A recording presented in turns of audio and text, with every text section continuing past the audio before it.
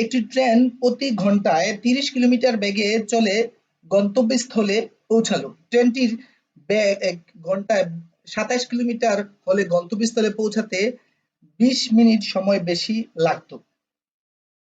পথের দূরত্ব কত? একইভাবে এটা মনে করেন যে আপনার এই পথের দূরত্ব কত হবে? মনে করেন যে এই দূরত্ব হচ্ছে x কিলোমিটার। দূরত্ব কত? x kilometre. এখন বলছে কি 30 কিলোমিটার পার বেগে গেলে যে সময় লাগে 27 কিলোমিটার পার বেগে গেলে তার চেয়ে 20 মিনিট সময় বেশি লাগে, তাই না? এখন এটার ক্ষেত্রে যেটা করতে হবে মনে করেন যে কি এই 30 কিলোমিটার বেগে যাবে, তাই না? 30 কিলোমিটার বেগে যদি যায় তাহলে সময় কত লাগবে? কম লাগবে নাকি 27 কিলোমিটার বেগে গেলে সময় কম লাগবে? 30 কিলোমিটার বেগে গেলে সময় কম লাগবে, 27 কিলোমিটার বেগে গেলে সময়টা বেশি লাগবে। তার মানে দেখেন তো এই x দূরত্ব যখন 27 কিলোমিটার বেগে যাবে তখন যে সময় লাগবে আর x কিলোমিটার যখন 30 কিলোমিটার যাবে তার মানে এটা সময় বেশি লাগবে। তার মানে এই সময়টা এটি হচ্ছে 20 মিনিট, তাই না?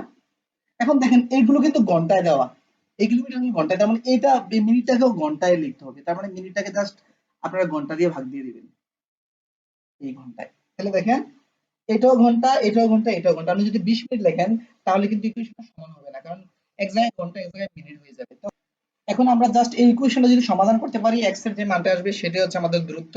তো চলুন আমরা এই ইকুয়েশনটা সমাধান করি। এই ক্ষেত্রে 27 এবং 30 এর লসাগুটা আমাদেরকে বের করে নিতে হবে। 27 এবং 30 এর লসাগুটা কত হবে আমরা দেখি। চলুন 3 দিয়ে দিবেন তাহলে হচ্ছে এটা 9, এটা হচ্ছে 10। তার মানে 3 নং 27, 27 আর 10 এর 0, তার মানে লসাগু হচ্ছে 270। তো চলুন লসাগু 270 আমরা লিখি।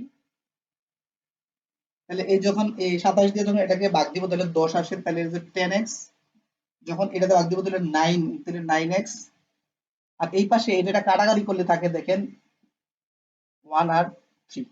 হ্যাঁ, তাহলে এখন এখানে উপরে থাকতেছে কি জাস্ট x আর নিচে থাকতেছে 227, এখানে থাকতেছে 1, এখানে 3। তাহলে এই এখানে ইকুয়েশনে কি হচ্ছে দেখেন তো 28x ইকুয়াল টু হচ্ছে 200 এত। এখন এই 3 দিয়ে যখন আপনি ভাগ দিবেন দেখেন x এর মান আসবে জাস্ট 90।